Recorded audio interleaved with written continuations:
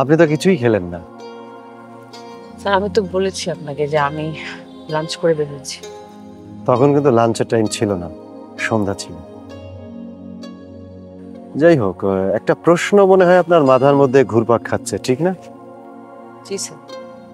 আপনি মনে মনে ভাবছেন এই অফিসে এত বড় বড় কর্মকর্তা কর্মচারী থাকতেও কেন আমি আপনাকে প্রায়োরিটি দিচ্ছি? Exactly sir. কারণ আমি ব্যবসা ক্ষেত্রে কখনো ফেইলার নই, আমি হীরা চিনি। আর আপনি হচ্ছেন আমার অফিসের সেই হীরাটি। আমি আপনাকে অনেক বড় দেখতে চাই। কিন্তু আমি জীবনে বড় হতে হলে আমি আপনাকে যেরকম প্রায়োরিটি দিচ্ছি, ঠিক আপনিও আমাকে সেই রকম প্রায়োরিটি দিবেন। অ্যাকচুয়ালি স্যার আমি আমার লাইফে এরকম সিচুয়েশন কখনো ফেস করিনি। মানুষ সিচুয়েশন ক্রিয়েট করে পরিস্থিতিতে, আপনি পারবেন। কিন্তু আমার একটা পার্সোনাল লাইফ আছে স্যার। আমার আপনাকে প্রয়োজন, আপনার ব্যক্তিগত কোনো কিছু প্রয়োজন নেই। তাই এখন থেকে আমি যা বলবো আপনি শুধু তাই শুনবেন, ঠিক আছে? আপনি এখন যেতে পারেন।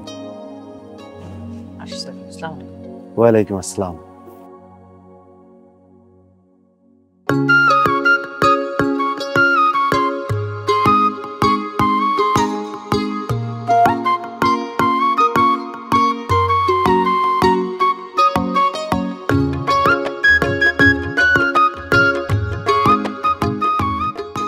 তুমি আসছো? Thank you for late. Thank you কেন? আরে তুমি দেরি করে এসছোর জন্য একটু রান্না বান্না করতে পারলাম, এই যে কয়েকটা রান্না করেছি। তুমি এত কিছু রান্না করতে গেলে কেন? রান্না করবো না মানে? আজকের তারিখ কত তোমার মনে আছে? আজকে হচ্ছে 11ই মে। হ্যাপি রাঁধুনি দিবস।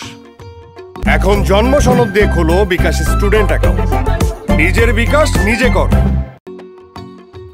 এই দিনে তুমি প্রথম রান্না করে আমাদের খাইয়েছিলে। এত কিছু তুমি মনে রেখেছো?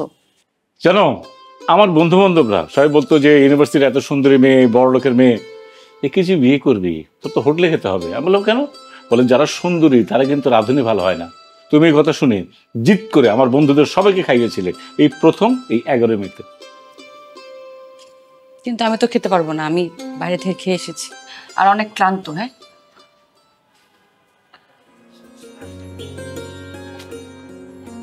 বেচারি কাজ করতে করতে টায়ার্ড হয়ে গেল। আমি খাবো।